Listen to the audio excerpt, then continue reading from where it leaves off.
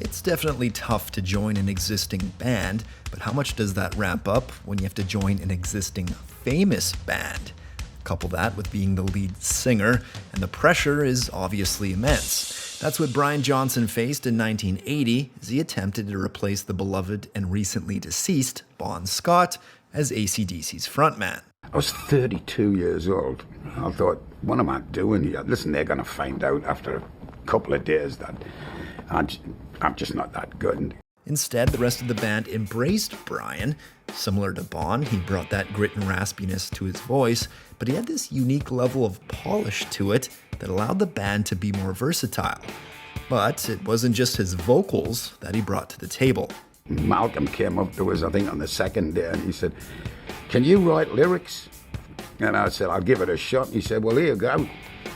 And he gave us a cassette, and I just heard this riff, and I just wrote. You know, I was a car fanatic then as well, so the first line I wrote down was, "She was a fast machine, she kept the motor clean." She was a fast machine, she kept the motor clean.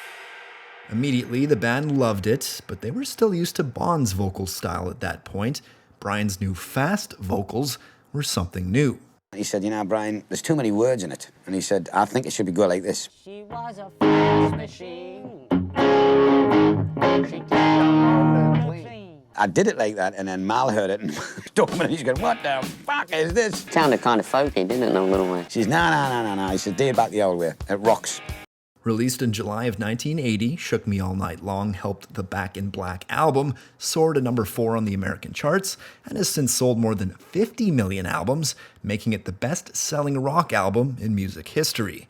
Shook Me All Night Long was the first single released from the album, evidence of how confident the band was in Brian's contributions. And I said quite cockily the next day after I'd heard it, the first rough mix, "Do you know, I think that's about the best rock and roll song I think I've ever heard in my life." And I said, "I'm telling you, I think that's the best." You feel a little crazy saying that because, you know. Because I was the new boy, and I said, and Mal said, "You could be right, mate."